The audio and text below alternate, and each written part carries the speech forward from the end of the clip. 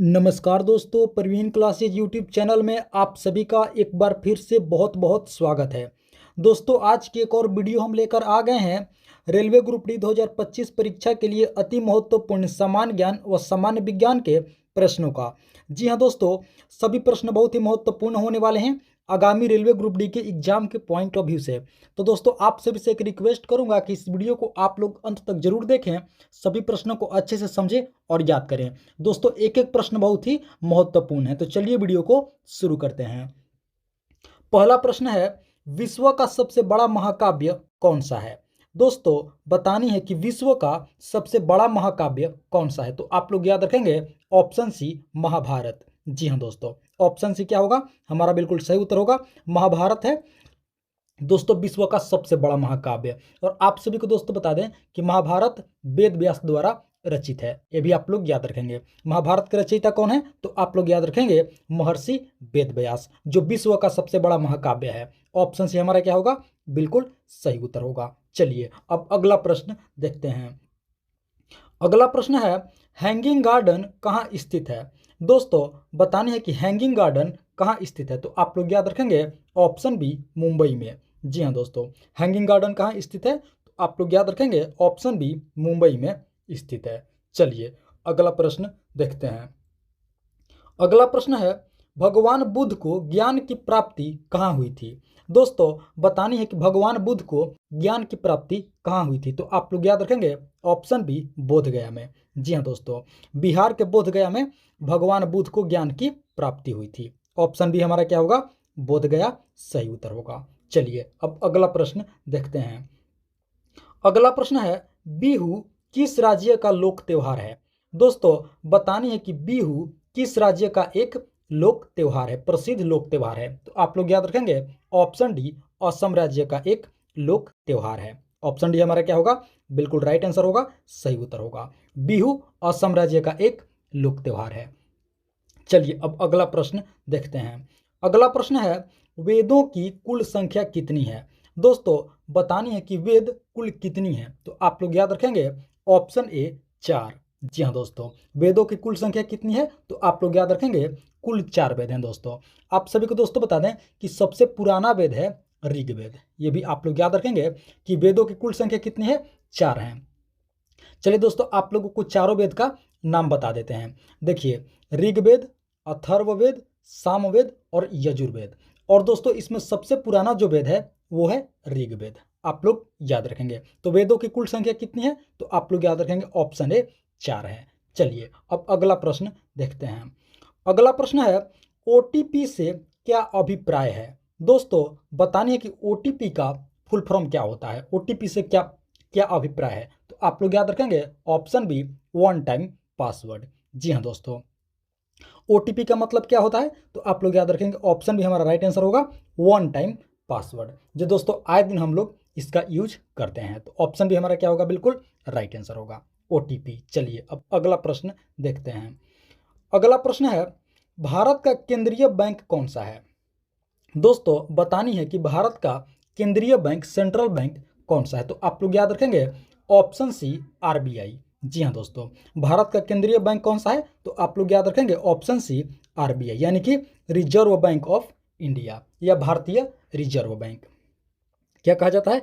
RBI, reserve bank of India, भारतीय reserve bank. ये दोस्तों भारत का केंद्रीय बैंक है। ऑप्शन सी हमारा क्या होगा? बिल्कुल सही उत्तर होगा। और दोस्तों, इसका मुख्यालय कहाँ है? तो ये भी आप लोग याद रखेंगे, मुख्यालय है मुंबई में। भारतीय रिजर्व बैंक के मुख्यालय कहाँ है? तो आप लोग याद रखेंगे दोस्तों, मुंबई में है भारत का केंद्रीय बैंक के मुख्यालय। चलिए अब अगला प्रश्न देखते हैं। अगला प्रश्न है, विश्व का सबसे बड़ा लिखित संविधान किस देश का है? दोस्तों, बतानी है कि विश्व का सबसे बड़ा लिखित संविधान किस देश का है? तो आप लोग याद रखेंगे ऑप्शन डी, भारत का। जी हाँ दोस्तों, विश्व का सबसे बड़ा लिखित संविधान किस देश का है, कॉन्स्टिट्यूशन किस देश का है? तो आप लोग याद रखेंगे ऑप्शन डी, भारत का है, यानी कि अपने देश का है दोस्तों, विश्व का सबसे बड़ा लिखित संविधान। चलिए अब अगला प्रश्न देखते हैं। अगला प्रश्न है, भारत का संविधान कितने समय में बनकर तैयार हुआ?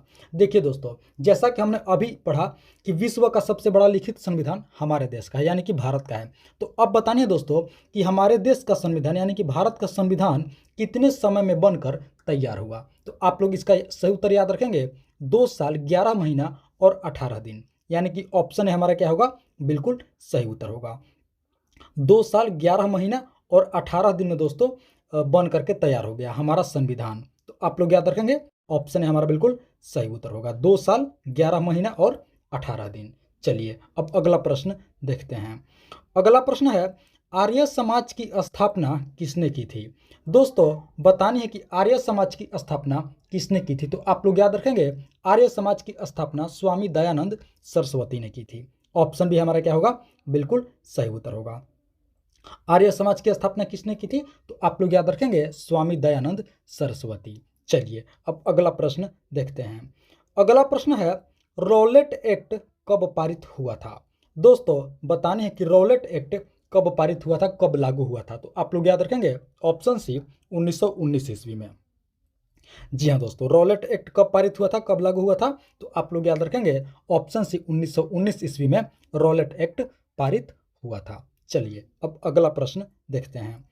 अगला प्रश्न है, भारतीय संविधान में पहली बार संशोधन कब किया गया था? दोस्तों बतानी है कि भारतीय संविधान में पहली बार संशोधन कब किया गया था? तो आप लोग याद रखेंगे, ऑप्शन बी 1951 ईस्वी में। जी हाँ दोस्तों, ऑप्शन भी हमारा क्या होगा? बिल्कुल सही उत्तर होगा। भारतीय संविधान में पहली बार संशोधन कब किया गया था? तो आप लोग याद रखेंगे, ऑप्शन बी 1951 ईस्वी में दोस्तों पहली बार संशोधन किया गया था भारतीय संविधान में। चलिए अब अगला प्रश्न देखते हैं। अगला प्रश्न है, सम्राट अशोक किस धर्म के अनुयायी था? दोस्तों बतानिए कि सम्राट अशोक किस धर्म को मानने वाले थे, किस धर्म के अनुयायी थे? तो आप लोग याद रखेंगे, बौद्ध धर्म। ऑप्शन सी हमारा क्या होगा? बिल्कुल सही उत्तर होगा। सम्राट अशोक किस धर्म के अनुयायी थे? तो आप लोग याद रखेंगे दोस्तों, सम्राट अशोक बौद्ध धर्म के अनुयायी थे। ऑप्शन सी हमारा बिल्कुल राइट आंसर होगा, सही उत्तर होगा। चलिए अब अगला प्रश्न देखते हैं। दोस्तों अगले प्रश्न से पहले आप सभी से एक रिक्वेस्ट करूंगा कि अभी तक आप लोगों ने इस वीडियो को एक लाइक नहीं किए हैं तो वीडियो को एक लाइक कर देंगे। साथ ही साथ प्रवीण क्लासेज यूट्यूब चैनल पर आप लोग पहली बार विजिट किए हैं तो दोस्तों इस चैनल को आप लोग जरूर सब्सक्राइब कर लेंगे, इसी तरह का महत्वपूर्ण प्रश्नावली वीडियो प्रतिदिन देखने के लिए। और दोस्तों इस वीडियो को आप लोग शेयर भी जरूर करेंगे। आइए अब अगला प्रश्न देखते हैं। अगला प्रश्न है, मानव शरीर में प्रचुर मात्रा में कौन सा तत्व पाया जाता है? दोस्तों बताने हैं कि हमारे शरीर में सबसे अधिक मात्रा में कौन सा तत्व पाया जाता है? तो आप लोग याद रखेंगे, ऑक्सीजन। जी हाँ दोस्तों, यानी कि O2। हमारे शरीर में सबसे ज़्यादा कौन सा तत्व पाया जाता है प्रचुर मात्रा में? तो आप लोग याद रखेंगे, ऑक्सीजन पाया जाता है। ऑप्शन भी हमारा क्या होगा? बिल्कुल राइट आंसर होगा, सही उत्तर होगा। चलिए अब अगला प्रश्न देखते हैं। अगला प्रश्न है, भारत का सबसे पुराना उच्च न्यायालय है? दोस्तों बतानिए कि भारत का सबसे पुराना उच्च न्यायालय यानी कि हाई कोर्ट कौन सा है? तो आप लोग याद रखेंगे दोस्तों, इसका सही उत्तर होगा ऑप्शन डी, कोलकाता उच्च न्यायालय। ऑप्शन डी हमारा क्या होगा? बिल्कुल राइट आंसर होगा। कोलकाता हाई कोर्ट दोस्तों भारत का सबसे पुराना हाई कोर्ट है। ऑप्शन डी आप लोग याद रखेंगे, कोलकाता उच्च न्यायालय। चलिए अब अगला प्रश्न देखते हैं। अगला प्रश्न है, भारत छोड़ो आंदोलन की शुरुआत कब हुई थी?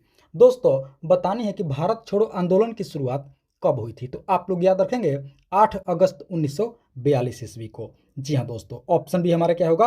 बिल्कुल सही उत्तर होगा। भारत छोड़ो आंदोलन की शुरुआत कब हुई थी? तो आप लोग याद रखेंगे, 8 अगस्त 1942 ईस्वी को, क्विट इंडिया मूवमेंट।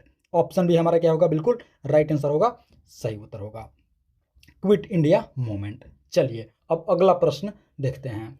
अगला प्रश्न है, भारतीय राष्ट्रीय कैलेंडर किस सनबत पर आधारित है? दोस्तों बतानिए कि भारतीय राष्ट्रीय कैलेंडर किस सनबत पर आधारित है? तो आप लोग याद रखेंगे, ऑप्शन ए शक सनबत पर आधारित है। जी हाँ दोस्तों, भारतीय राष्ट्रीय कैलेंडर किस सनबत पर आधारित है? तो आप लोग याद रखेंगे, ऑप्शन ए शक सनबत पर आधारित है। चलिए दोस्तों आप लोग हमें कमेंट करके बताइए कि भारतीय राष्ट्रीय कैलेंडर के अनुसार प्रथम माह कौन सा होता है, यानी कि प्रथम महीना कौन सा होता है। इसका जवाब आप लोग हमें कमेंट करके जरूर बताएंगे। भारतीय राष्ट्रीय कैलेंडर के अनुसार। और दोस्तों किस संवत पर आधारित है, तो आप लोग याद रखेंगे शक संवत पर आधारित है। ऑप्शन ए हमारा क्या होगा, बिल्कुल राइट आंसर होगा, सही उत्तर होगा। चलिए अब अगला प्रश्न देखते हैं। अगला प्रश्न है दोस्तों, रिजर्व बैंक ऑफ इंडिया का मुख्यालय कहाँ स्थित है। दोस्तों बतानी है कि रिजर्व बैंक ऑफ इंडिया यानी कि आरबीआई का हेडक्वार्टर कहाँ स्थित है। तो आप लोग याद रखेंगे दोस्तों, इसका सही उत्तर होगा ऑप्शन सी, मुंबई में। जी हाँ दोस्तों, रिजर्व बैंक ऑफ इंडिया का मुख्यालय कहाँ स्थित है, तो आप लोग याद रखेंगे मुंबई में स्थित है। चलिए अब अगला प्रश्न देखते हैं। अगला प्रश्न है, रामकृष्ण मिशन की स्थापना किसने की थी। दोस्तों बतानी है कि रामकृष्ण मिशन की स्थापना किसने की थी, तो आप लोग याद रखेंगे स्वामी विवेकानंद। ऑप्शन बी हमारा क्या होगा, बिल्कुल राइट आंसर होगा, सही उत्तर होगा। रामकृष्ण मिशन की स्थापना किसने की थी, तो आप लोग याद रखेंगे स्वामी विवेकानंद जी ने। चलिए अब अगला प्रश्न देखते हैं। अगला प्रश्न है, भारत में सर्वप्रथम रेलवे की शुरुआत किस वर्ष हुई थी। दोस्तों बतानी है कि भारत में सर्वप्रथम रेलवे की शुरुआत किस वर्ष हुई थी, तो आप लोग याद रखें दोस्तों, इसका सही उत्तर होगा ऑप्शन डी 1853 ईस्वी में। जी हाँ दोस्तों, भारत में सर्वप्रथम रेलवे की शुरुआत किस वर्ष हुई थी, तो आप लोग याद रखेंगे ऑप्शन डी 1853 ईस्वी में, यानी कि ऑप्शन डी हमारा क्या होगा, बिल्कुल राइट आंसर होगा, सही उत्तर होगा। चलिए अब अगला प्रश्न देखते हैं। अगला प्रश्न है, भारत में सर्वप्रथम रेलवे की शुरुआत किसके शासनकाल में हुई थी। अब दोस्तों बतानी है कि भारत में सर्वप्रथम रेलवे की शुरुआत किसके शासनकाल में हुई थी, तो आप लोग याद रखेंगे लॉर्ड डलहौजी के शासनकाल में। ऑप्शन है हमारा क्या होगा, बिल्कुल सही उत्तर होगा। भारत में सर्वप्रथम रेलवे की शुरुआत कब हुई थी, तो 1853 ईस्वी में। किसके शासनकाल में, तो आप लोग याद रखेंगे लॉर्ड डलहौजी के शासनकाल में। चलिए अब अगला प्रश्न देखते हैं। अगला प्रश्न है, रेगूर मिट्टी किस मिट्टी को कहा जाता है। दोस्तों बतानी है कि रेगूर मिट्टी किस मिट्टी को कहा जाता है, तो आप लोग याद रखेंगे ऑप्शन सी, काली मिट्टी को कहा जाता है। ऑप्शन सी हमारे क्या होगा, बिल्कुल सही उत्तर होगा। काली मिट्टी को दोस्तों रेगूर मिट्टी कहा जाता है। ऑप्शन सी हमारा क्या होगा, बिल्कुल सही उत्तर होगा। चलिए अब अगला प्रश्न देखते हैं। अगला प्रश्न है, भारत का पेरिस किस शहर को कहा जाता है।